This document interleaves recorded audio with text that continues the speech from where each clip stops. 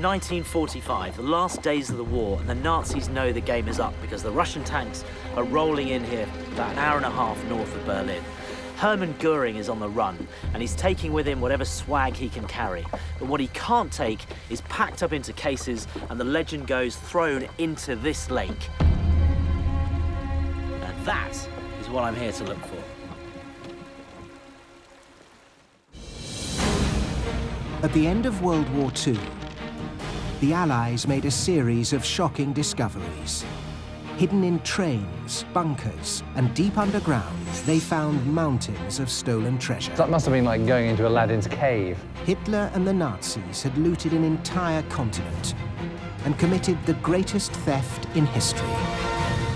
Now, a team of investigators is opening up cold case files of Nazi plunder still missing today. We're talking about things that are worth tens of millions of dollars. Robert Edsell is an expert in Nazi looted treasure. Hundreds of thousands of objects are still missing. Well, we have a lot of digging to do. Joining him is Second World War historian James Holland. None of this was really his. He'd just taken it. And investigative journalist Connor Woodman. And this is a genuine treasure hunt. We dig a hole in the ground and we find those cases. Their mission, uncover new clues. Oh gosh, this is it. Explore Nazi hideouts. Whoever built this brick wall really didn't want anyone to get through to the other side. Find out how the treasure was stolen and where it might be now. What a piece of history.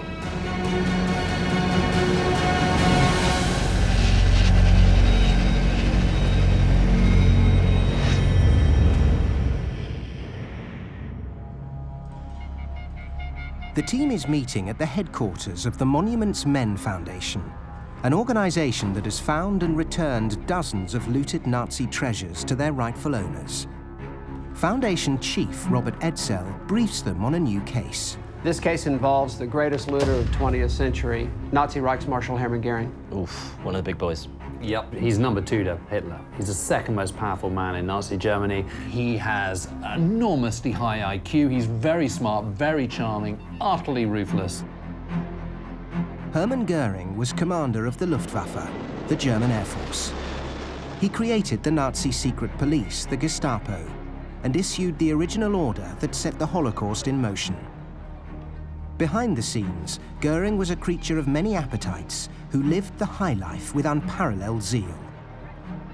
This is a man who absolutely loved luxury. He loved all the trappings of power. He plundered and pillaged like no one else. Including art? Focused on art. I mean, we're not just talking about paintings. I mean, great furniture, great jewelry, sculpture, drawings. One of the richest men in Europe, Göring began collecting art in the 1930s. Then, when the Second World War broke out and Germany invaded much of Europe, he saw an immense opportunity to expand his collection through looting. He saw himself as this Renaissance man who had to be surrounded by these great art treasures, all these rationalizations to set up one of the great looting operations in history. And there's no doubt that works of art that Göring had in his collection, a number of these things are still missing. And we're talking about things that are worth tens of millions of dollars. Still out there. Still out there. And that's what we're responsible for doing, is trying to find some of those missing objects. So if we're on the hunt for Nazi art, Hermann Göring's a good place to start. Ground zero.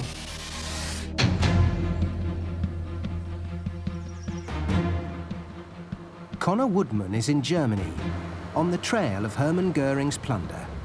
I'm about an hour and a half north of Berlin on my way to Carinhall, which was Göring's country retreat and hunting lodge. It was also the centre of his looting operation. There's a guy called Jeroen who describes himself as a treasure liberator, and I'm hoping he's going to be able to shine a bit of light into what happened to Göring's art at the end of the war. Connor's here to uncover any clues pointing to the missing treasures Göring looted, 70 years after they disappeared. Carinhall is a hard place to find. The structure is long gone, and authorities discourage exposure of the site for fear it will become a neo-Nazi shrine. But Connor's meeting Jaron Savore, who knows where the last remnants of Carinhall can be found. Jaron. How are you doing? Oh, good. Careful not to slip. I've already slipped and hit my head. Is it bleeding? Let me see. Oh, yeah, you have a little bit of a cut there. That's a good beginning. So You're bleeding for us. That's Jaron has found Nazi treasure before. In 1999, he recovered 40 uncut diamonds believed stolen from Jewish victims of the Holocaust and buried in a forest in France. Now he's turned his attention to the lost treasures of Carinhall. I would think it's about at least another 10 or 20 meters. Not much of Göring's country estate survives. Look, we got something over here. That's man-made, Yeah. brick, some sort of construction, isn't it? Look. Yeah, definitely. That's man-made. That's an old part of Carinhall. That's a bit old part of Carinhall. That's what's left. When you said to me, let's meet at Carinhall, Yeah. this isn't what I was expecting. It might not look like much now, but in the early 1940s, Carinhall reflected the immense wealth and ostentation of its owner. A vast complex of libraries, reception rooms, a spa, and even its own pack of lion cubs. Ja, mein Cäsar, kommen Sie mich besuchen? But one of its main purposes was to showcase the ever-growing Hermann Göring art collection. At its peak, Carinhall was a temple of looted treasure, home to thousands of works of art and other valuables. Look how big it is. I'm talking about a museum. It's vast. I mean, this painting is 12 feet high. Just the sheer volume of art on display. I mean, he has too much art. And do you think any professional curator would do that? This is like a hoarder. This is like a child. I mean, I heard at one point Göring had so much art he had to start displaying it on the ceiling because he ran out of wall space. But by April 1945, the party was over. Allied forces were closing in on Nazi Germany from all sides. Göring couldn't stand the idea of Carinhall falling into the hands of the Red Army. So he gave the order to evacuate the treasures and blow up the buildings. Most of Göring's treasures were shipped to southern Germany by train, where they were captured by American forces. But for more than 70 years, legends persist that valuables were left behind. What do we know about what happened to all this stuff after it left here? The stories grow constantly, and many will tell you it's still here. Where? Here underneath the building. No one's able to say where it is. Underneath everything, there was this huge cellar, Like a bunker? a real bunker. So yes, underneath this place there is stuff which would probably be very valuable. We don't know how much, and of course we don't know what it is. While Connor searches for missing treasure left behind at Carinhall, James Holland is chasing leads to uncover how Göring was able to steal so much art and treasure in the first place. He's about to meet one of the only men still alive who actually came face to face with the Reichsmarshal himself. Hello, Mr. Katz. It's James Holland for you. Nathan Katz was one of Holland's leading art dealers. His son David, now 97, remembers the family's thriving business. My father was, first of all, a leading dealer. He sold the most important pictures. My father was 17th century. That was Rembrandt, Rubens, Frans Hals, Hobbema. Which is all the stuff that Göring and the Nazis really liked. In the spring of 1940, the Nazis conquered Belgium, Holland, and France. The Katz family is Jewish, and that made them vulnerable. Under Nazi rule, Jewish businesses and property could be confiscated. So you're living on the Exactly. edge all the time, Yeah. in a state of perpetual fear. Yeah. Did you have to wear the yellow star? I had a large one, and on the papers you got a G. Because you were always marked as a Jew, wherever you were. With the war still raging, Göring found the time to go shopping. And one day, out of the blue, he paid a visit to the Katz gallery. It was in the morning, early in the morning, about 10 o'clock. Okay. And so I came in the room and said, hello, that's all what I said. guten Tag, you see. And that is all.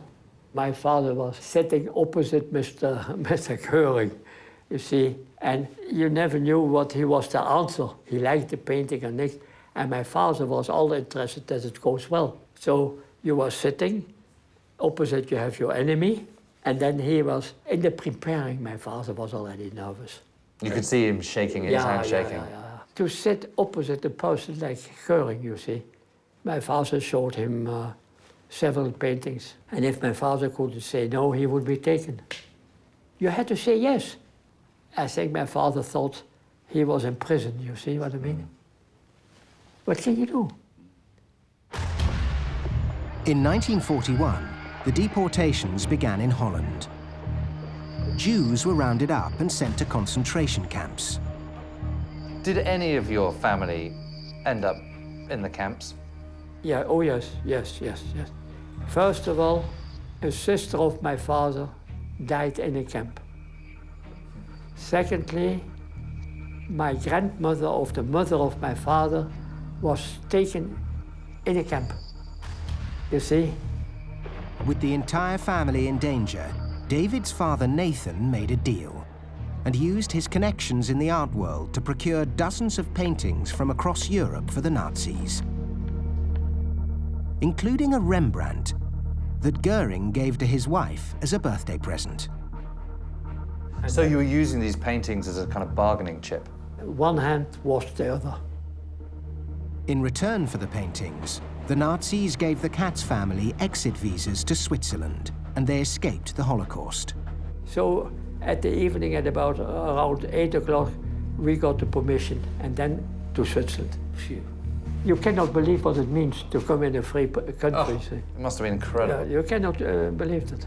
But that cost all paintings, you see. But what is a painting is material. A picture is a picture, but a life is a life. What David Katz says is chilling. Hermann Göring and his underlings were trading the lives of Jews for paintings. And the Katz collection wasn't Göring's only target.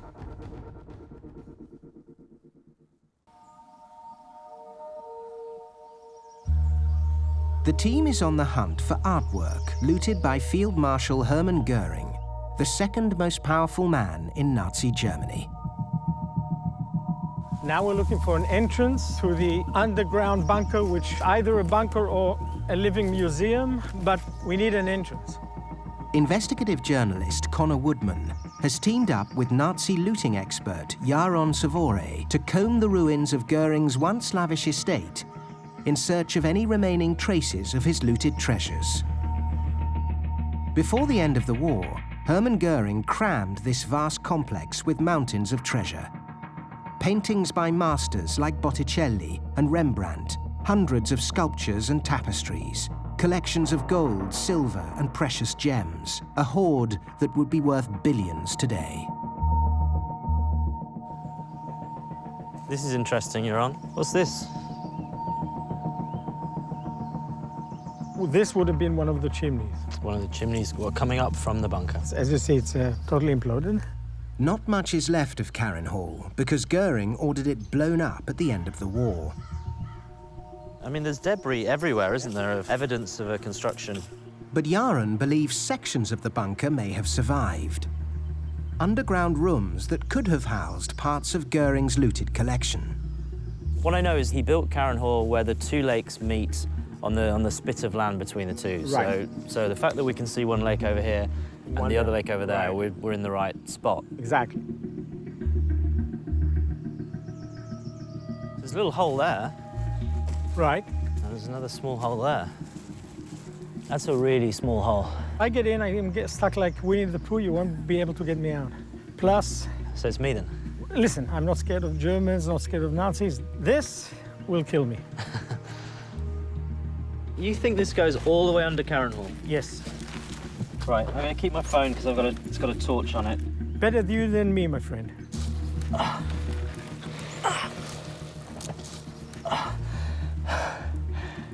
You good? Oh, good, okay. Oh, it's dark. Oh, it's really dark. Okay, you're gonna pass me a camera. You go, mate. Okay, thank you.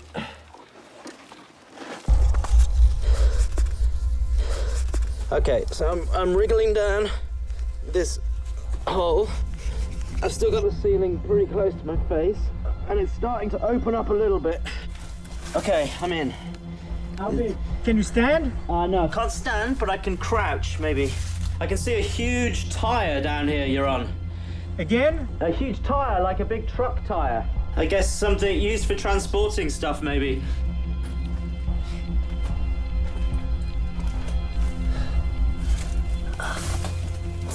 Okay, I'm gonna keep walking. I've got to the end of this tunnel, and there is a turn. Left or right? To the left. Let me go deeper and see what's in the bottom. Okay, so I'm turning right. It's a huge room inside here. The room is about 10 feet high. It's concrete blocks. It's all concrete, and it's very solid. There's lots of rubble on the floor. Well, I don't know, Your Honor, if what could be under there. It's maybe waist high. Only a few wartime photos of the underground bunker survived. They show the Reichsmarshal Göring operating his elaborate model train set, complete with elevated tracks, mountain artillery, and Stuka dive bombers. It was also somewhere in this bunker that Göring kept his lion cubs. What is this? This is like it's like a small door. I don't know what would have been kept in there.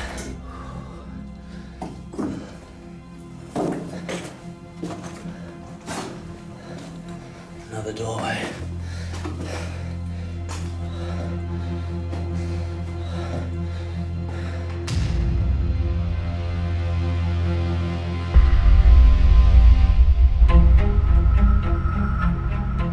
James Holland has followed the trail of Göring's looting spree to Amsterdam. He's meeting historian Gerard Alders outside a building that once housed the priceless collection of one of the nation's most famous art dealers, Jacques Goudstikker.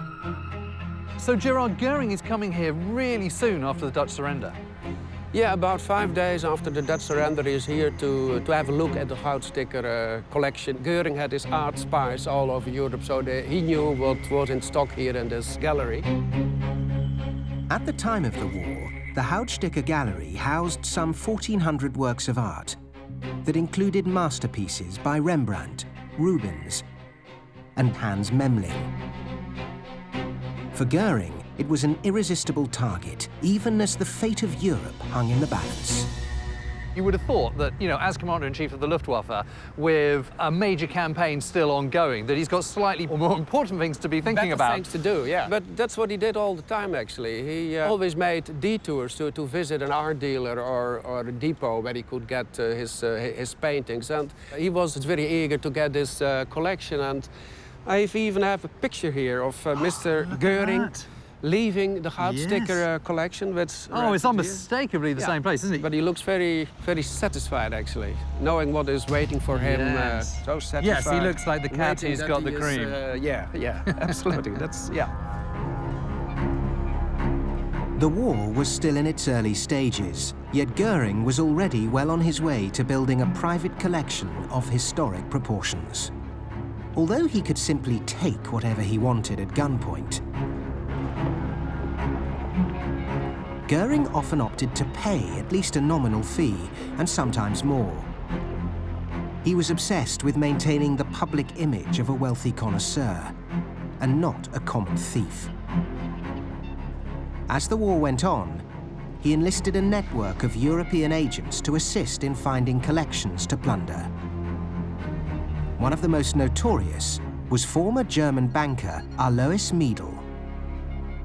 Miedl was a German citizen who lived here in the Netherlands since 1932. He had a bank in Amsterdam. He had mines in the Dutch East Indies, and very much interested in the art business. Miedl saw a great opportunity in the chaos of war. He coerced the Goudstikkers to sell their entire estate to him for a knockdown price, threatening they would be deported and their property confiscated if they did not agree. So while Göring walked in and purchased the paintings for a ridiculously low price, Miedl in turn bought both the Goudstikker gallery and the rest of the family properties for a pittance. Oh gosh, this is it? Of this. So there is a formal contract written out?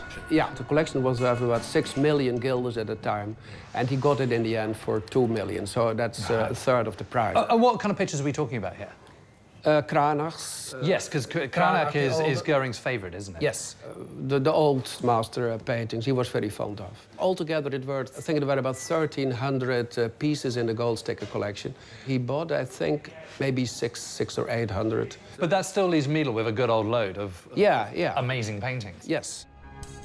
In today's art market, the value of the Goudstikker collection stolen by Göring and Miedl would be worth hundreds of millions. So Göring's happy, Miedl's happy. The only ones that aren't happy is the Goudstikker family. Their entire collection and estate effectively fleeced from them. Their collection was sold, so no, they were absolutely not happy. And there's also an entire paper trail here. I mean, it's legitimizing something that's not really legitimate at all. No, this kind of buying is called looting by purchase, so it absolutely stinks.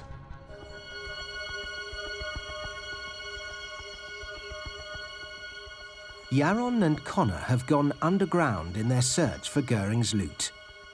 This mysterious bunker somehow survived the demolition in 1945. Could this labyrinth underneath the ruins of Göring's mansion Carinhall have been used to hide some of his stolen treasures? It's creepy, there's swastikas drawn onto the walls. A little bit on the ceiling as well, so it's obvious that people with very Nazi sensibilities have come down here before me to have a look around and leave their mark. Connor isn't the first person in here, so if any treasures were buried in the rubble in 1945, they may have since been removed. But maybe the bunker didn't only serve as a hiding place for loot. Yeah, there's a staircase. Could this have been an escape route used to transport the treasures from Carinhall? Staircase going up into the building. God, it's unbelievable. This is still here. Whoa! Whoa! Can you hear me? Whoa! You're on? Connor! Come on. All right, I'm gonna come back out.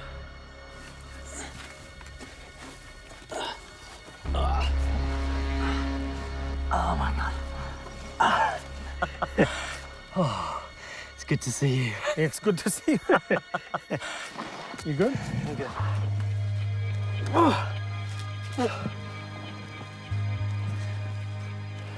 Herman Goering wouldn't have got out there, would he?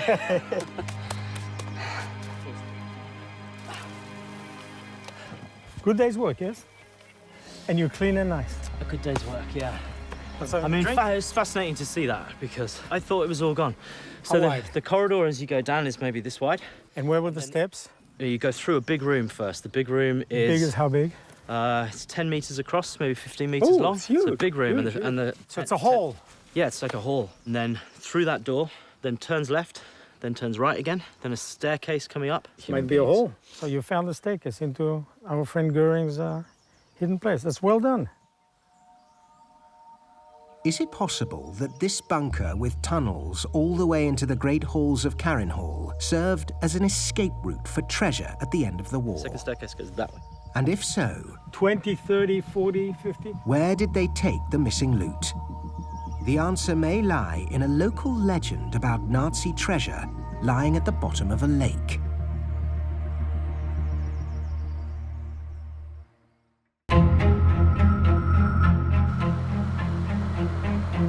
James is hot on the trail of our Lois Miedl, a war profiteer who helped Hermann Göring steal millions of dollars worth of art.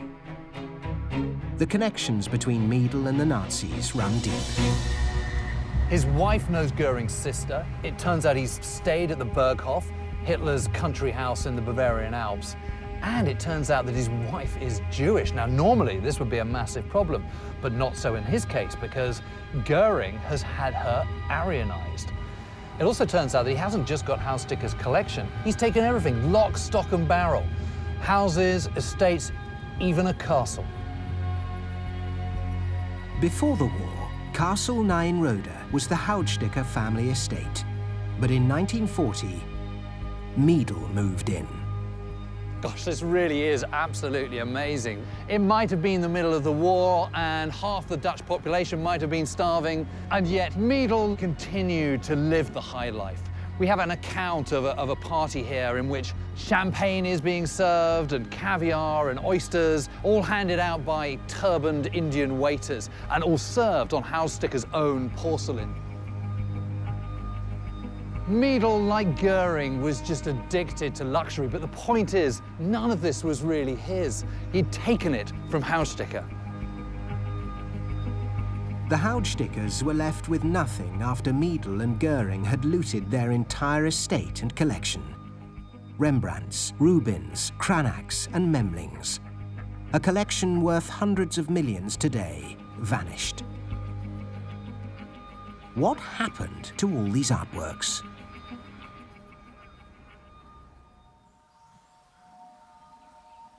We have to actually travel, I would say, in that direction. Connor is on the hunt for priceless treasures possibly smuggled out of Göring's lavish country estate at the end of the war. Treasure hunter Jaron Savore has brought him 45 kilometers away to the shores of Lake Stolpsee. It was here in the 1980s that the East German secret police conducted a top-secret recovery operation based on reports that boxes of gold from Carinhall were dumped in the lake. The legend was that Hermann Göring sent his treasure to be dropped in the lake. And the story is that on the 3rd of April, 1945, a truck arrived in the early evening hours. The truck, driven by an SS officer, stopped on the shores of the lake, and 3 prisoners were ordered to load a rowing boat. They load one of these boxes on the rubber boat and they start rowing. They get to a certain point, then he orders them to drop it into the lake, and they do it 3 times. 1 box, 2 boxes, 3. When they come back on the 3rd time, the officer kills all the 3 men. To this day, the boxes have never been recovered. And that's exactly 100 meters, right? But Jaron has exact coordinates. In 2013, he did 3D sonar scans of the lake and identified 3 abnormalities in the lake bed.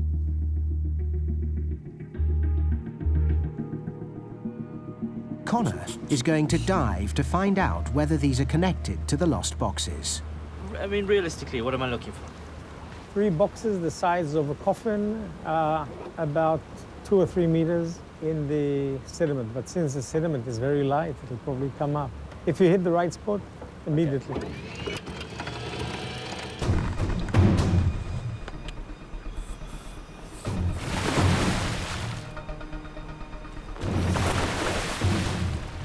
This is it, the treasure. Good luck.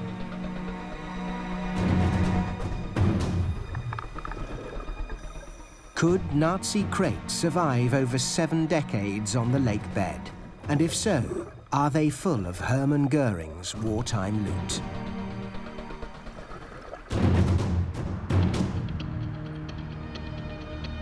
To dig up more clues about the missing artwork stolen by Göring, Robert Edsell has tracked down the heir to the Goudstikker collection. In 1940, facing persecution as Jews, Jacques Goudstikker and his wife Daisy abandoned their massive art collection and fled Holland with their 2-year-old son. Today, that boy's widow, Marie von Seyer, lives in Manhattan. The story of how the Goudstikkers escaped still haunts her. They made the last ship, the Bodengrad, on the way to England and then America. Refugees, it was packed. They had to turn off all the lights because they were afraid that the ship would be bombed. So Jacques decided to leave his wife and son to get some fresh air, went up on deck and fell into a hole, broke his neck and died. Daisy, of course, didn't know it for hours. She was getting frantic, and they searched and searched. So it was horrible. Jacques Goudstikker was just 43 when he died aboard the ship. And as James learned in Amsterdam, Göring's partner in crime, Alois Miedl, took full advantage of his tragic death. He certainly was one of the bad ones. Tell me about what you know about him. He sold Jacques' paintings and made a lot of money. And he had one very frequent visitor to the gallery in Reichsmarshal Hermann Göring. Yep. He showed up, and he sure had impeccable taste because he picked out the best paintings, and off they went. Together, Göring and Miedl may have looted over 1,400 Goudstikker paintings. The majority have never been recovered. And they're still out there. Right. Lots of them. In fact, some 700 to 800 are still missing. So the search continues. Absolutely. Marai has a good idea of what is missing because Jacques kept an inventory of his collection. When his wife Daisy recovered his dead body aboard the ship, she found a little black book in his coat pocket. I wish I could show it to you, but it's in Holland. He marked everything in there. He had a complete list of everything? He had pretty much everything. It's in black and white. It's right there. Is there one work in particular that you'd like to recover more than any other? There are a couple of Rubens out there and a Rembrandt. But you know, even the little ones that have our provenance, that have our seal, the Goudstikker seal, they have to come back.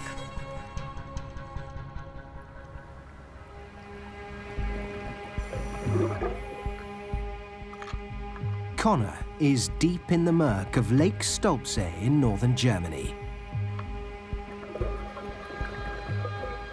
searching for 3 crates that could contain looted treasure from the Second World War.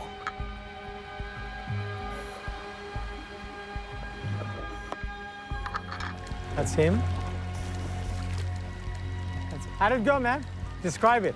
It is a silt at the bottom. Right. What I'm doing now is, I'm pushing my hand right into the dirt, into the silt. It's to my elbow. Right, yeah. Below that is a layer of mud. Hard mud.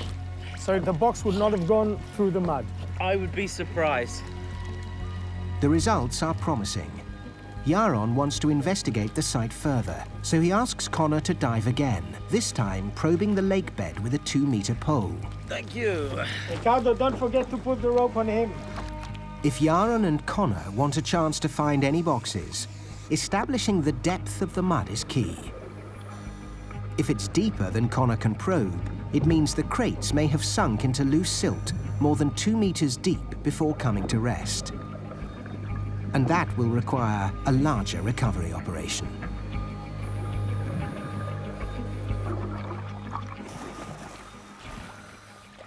So? How did it go? How did it go? I am sorry, Your Honor. Deeper? All the way in. All the... You can see the crap on the bottom of the pole. Now I'm thinking, if a box has gone in there, yeah, it could have gone deeper, especially if it's heavy, if it's full of something heavy like gold, and it's a heavy box, over time it could sink and sink and sink. I agree. The mud is deeper than Jaron originally thought, and the zero visibility in several meters of silt makes diving impossible. I'm sorry we didn't find anything for you today. No, you found a major find. We now know where we should look. Well, I'm glad this was useful. Well, no, It's a pleasure. really, both the bunker and this, it's very good, fine. Jaron now knows for certain that he needs dredging equipment to continue the search here.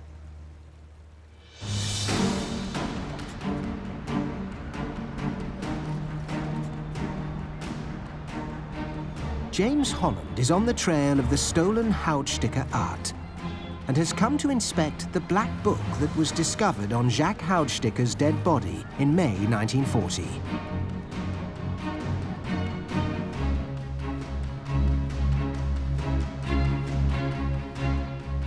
It is a detailed list of over 1,100 of the 1,400 artworks he abandoned when he fled Nazi-occupied Holland with his family. Well, this is amazing. I mean, when you see this and you just see page after page of amazing works of art from world-renowned artists, I mean, it really sort of rams it home just how extensive his collection was. Goering's absolute #1 favourite artist was Cranach the Elder, and oh my gosh, here it is. 1, 2, 3, 4, 5, 6, 7, 8, 9, over the page, 10, 11 Cranach the Elders. If you're Goering, you can just see why his tongue is literally dropping out of his mouth at this. I mean, this is just about as exciting as it gets. And the interesting thing is, this isn't just a record of Goudstsikker's collection. This book is really a record of theft on a grand scale by Goering and Miedl. Now, I remember that there was a missing Rembrandt. Let's see. Oh, yeah, here we are. Here's Rembrandt. Here it is. 2286-2506. Heraclitus and Democritus. You know, it's sort of written down in black and white. This incredible work of art that has just been lost to the world. One of our jobs is to try and track them down and try and bring them back. If these paintings came on the market today, they would be worth millions of dollars. Where could Goering and Miedl have stashed so many priceless treasures?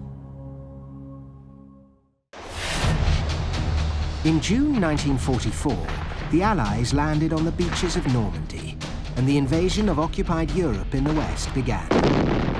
For Nazi top brass like Hermann Göring, the writing was on the wall.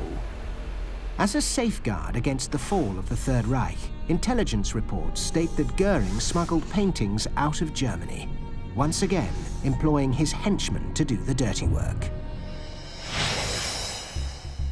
This guy Miedl's a really bad guy, and people know it. But for all the photographs we have from World War II and the key Nazi figures, this is the only photograph anybody's been able to find of Miedl, blurry as it is. The intelligence agencies from the OSS, the precursor to the CIA, MI6, British intelligence, they're all looking for this guy. They know for a period of time he's in Spain, and they're sending reports back about his activities.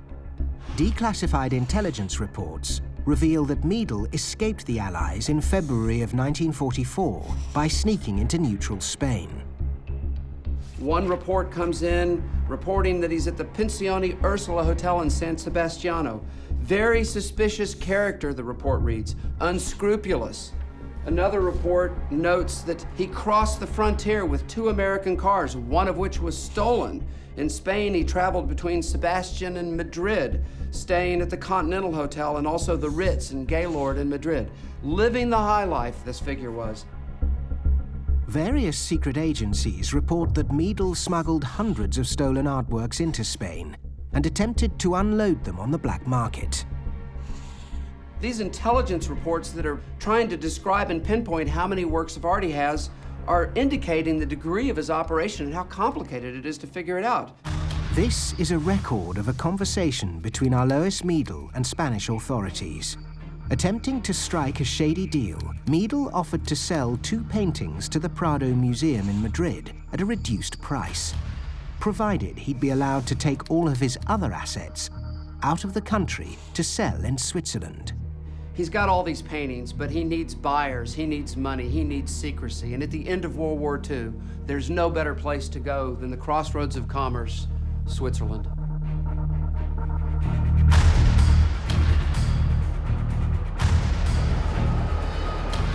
Connor is in Switzerland, chasing Alois Miedl, hoping to uncover whether or not he stashed looted art here at the end of the war. Thomas, hi.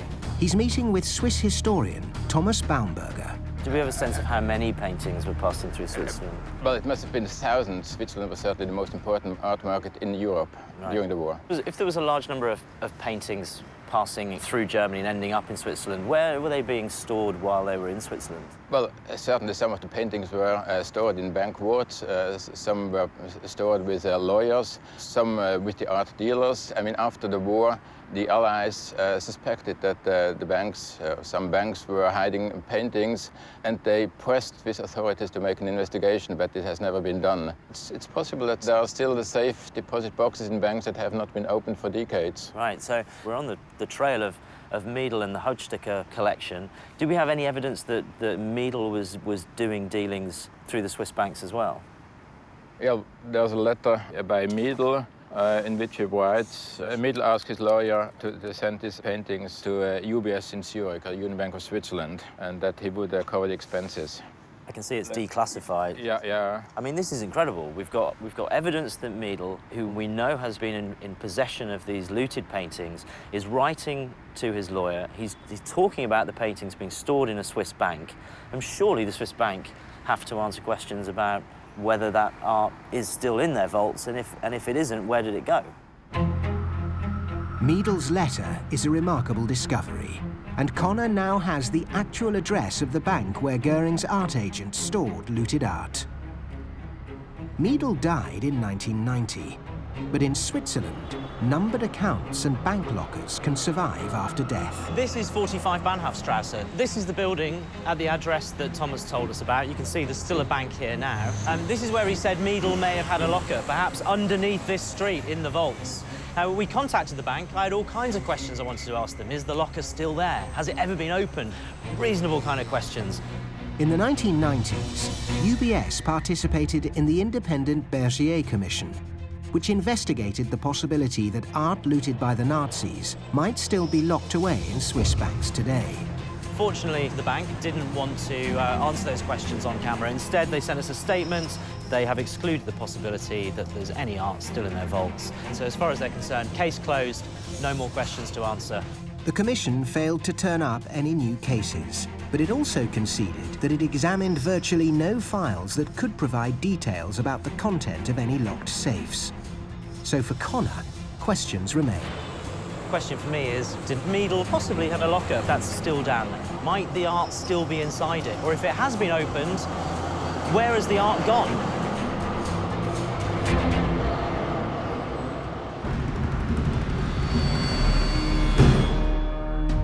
We know Miedl was doing business in Switzerland. He tried to sell paintings in Zurich. And it's entirely possible that some of his loot lies hidden inside some Swiss safety deposit box or vault somewhere. But according to Swiss law, 60 years have to pass from the time of his death before officials can make that determination. And he didn't die until 1990, so that's 2050. That's a long time to wait. In fact, it's too long.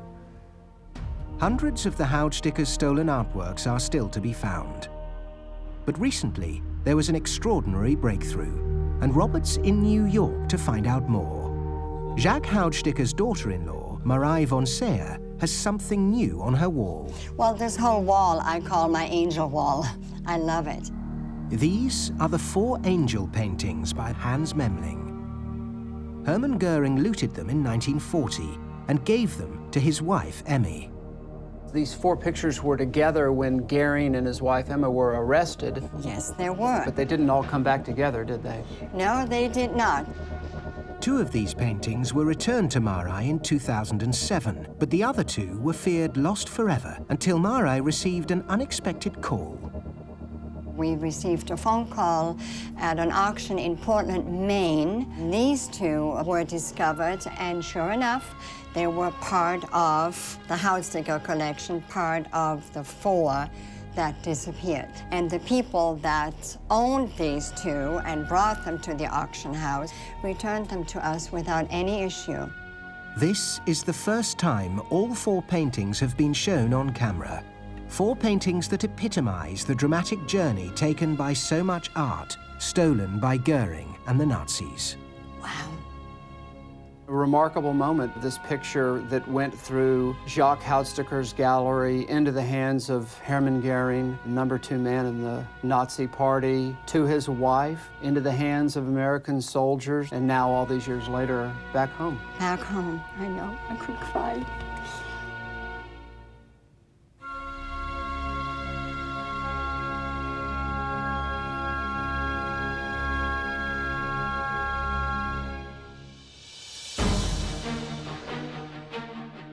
The investigation into Hermann Göring's looting operation has taken the team from Germany to Holland, the United States, and Switzerland. Valuable new clues have come to light, and some treasures have made their way home, but thousands still remain missing.